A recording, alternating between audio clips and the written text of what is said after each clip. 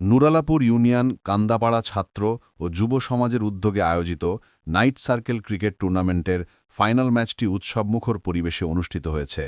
অনুষ্ঠানে সভাপতিত্ব করেন নুরালাপুর ইউনিয়ন বিএনপির আহ্বায়ক জনাব মোহাম্মদ সাদেকুর রহমান গাজী। প্রধান অতিথি হিসেবে উপস্থিত ছিলেন মাধবদী পৌর বিএনপির সম্মানিত সভাপতি জনাব আমান উল্লাহ আমান। উদ্বোধক হিসেবে উপস্থিত ছিলেন মাধবদী থানার ছাত্রনেতা মাহবুবুর রহমান সজীব এবং নুরালাপুর ইউনিয়ন শ্রমিক দলের সভাপতি জনাব মোহাম্মদ আইয়ুব মোল্লা ও কামরুল হক রোমান।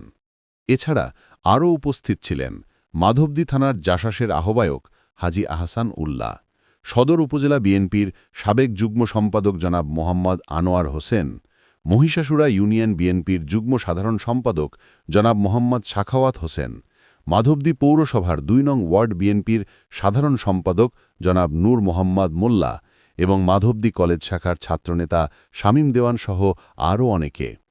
খেলা শেষে বিজয়ীদের মাঝে পুরস্কার তুলে দেন উপস্থিত নেতৃবৃন্দ। সবার সহযোগিতায় অনুষ্ঠানটি সফলভাবে সম্পন্ন হওয়ায় আয়োজক কমিটি ধন্যবাদ জ্ঞাপন করেন।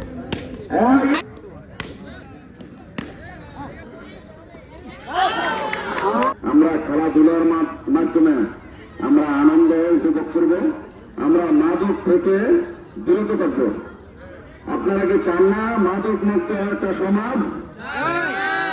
আমি চাই এই কান্দাপাড়া একটা মাদক মুক্ত সমাজ।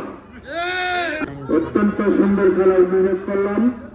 আজকে যদি এভাবে আমাদের গ্রামে আরো কোনো খেলার আয়োজন করে তাহলে আমরা যতটুকু পারি তাদেরকে আমরা সহযোগিতা করবো, আরো যেন খেলা ব্যবস্থা করে, তাহলে আমাদের মাদক মুক্ত হবে আমাদের গ্রাম।